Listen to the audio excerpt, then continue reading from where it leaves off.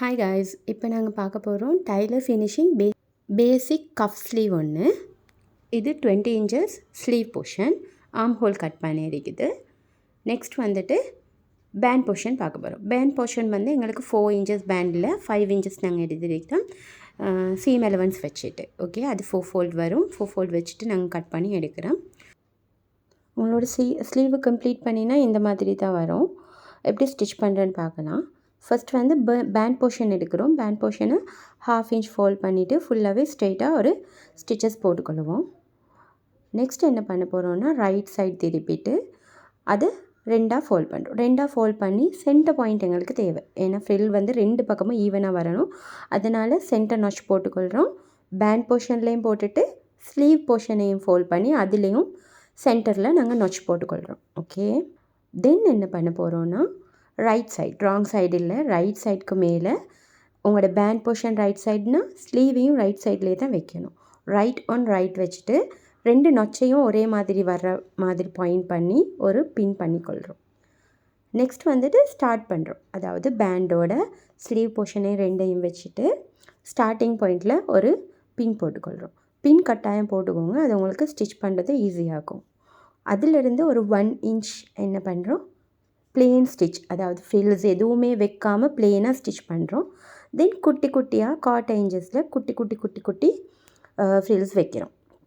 அந்த மாதிரி குட்டி குட்டி ஃப்ரில் ஒரே சைடுக்கு அப்படின்னு சொன்னால் ஸ்ட்ரெயிட்டாகவே வர மாதிரியே நாங்கள் அந்த ஃப்ரில்ஸை 2 சைடுக்கும் இப்போ சென்டரில் பின் பண்ணியிருக்கிறனால 2 சைடு எங்களுக்கு வரும். 2 சைடுக்கும் ஒரே மாதிரி ஸ்ட்ரெயிட்டாகவே நாங்கள் ஃப்ரில்ஸை வச்சு ஸ்டிச் பண்ணிட்டு போகிறோம்.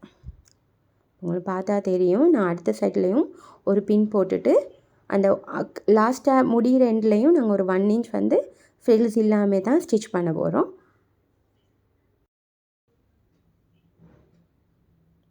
உங்களுக்கு நூலாலே த்ரெட்டாலே நீங்கள் நூல் ஓடிட்டு அதுக்கப்புறம் ஃப்ரில் எடுக்கலாம். அதை விட இந்த ஃப்ரில் பண்ணுறது நல்லா ஈஸியாக இருக்கும். டொய்சர் கூட யூஸ் பண்ணி இந்த மாதிரி குட்டி குட்டி ஃப்ரில்ஸ் வச்சுக்கிட்டால் நீட்டாக இருக்கும். ஓகே, இப்போ லாஸ்ட்டாக வந்து அந்த ஒரு 1.5 inch அப்படியே பிளெயின் ஸ்டிச் நான் ஃப்ரில்ஸ் பண்ணாமே போட்டுட்டேன்.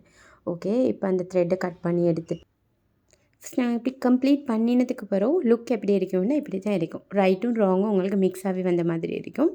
அந்த பேண்டை ஃபோல்ட் பண்ணிங்கன்னு சொன்னால் உங்களுக்கு இந்த மாதிரி ஒரு லுக் தான் உங்களோட ஸ்லீவ் வரப்போகுது. நெக்ஸ்ட் பேக் சைட் திருப்பிட்டு அதில் ஒரு ஸ்டிச் வரும். இந்த ஸ்டிச் எதுக்குன்னு சொன்னால், அந்த நீட்டாக ஃபினிஷிங் ஒன்று வரதுக்கு அந்த மெட்டீரியல் மேலேயும் கீழேயும் போகாமல் ஸ்டிக்காக இருக்கும். அதனால் நாங்கள் அந்த ஸ்டிச்சை பேக் சைட் தான் ஸ்டிச் பண்ணுறோம். ஓகே, தென் பேண்ட் போர்ஷனை நாங்கள் ஃபோல்ட் பண்ணிவிட்டு ஃப்ரண்ட் சைடில் ஃபுல்லாக ஸ்ட்ரைட்டாக ஒரு ஸ்டிச் பண்ணுறோம்.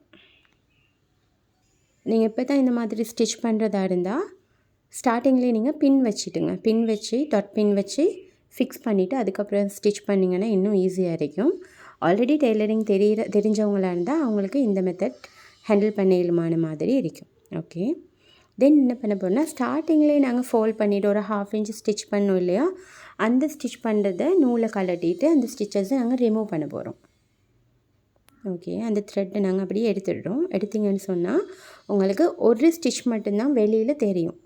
மற்றது நாங்கள் போட்ட 2 ஸ்டிச் கெதை பண்ணுற நேரம் போட்ட ஸ்டிச்சும் அதுக்கப்புறம் டேர்ன் பண்ணிவிட்டு போட்ட ஸ்டிச்சும் வந்து உங்களுக்கு பின்பக்கமாக தான் தெரியும். பின்பக்கமும் அது தெரியாது, அது உள்பக்கமாக போயிடும்.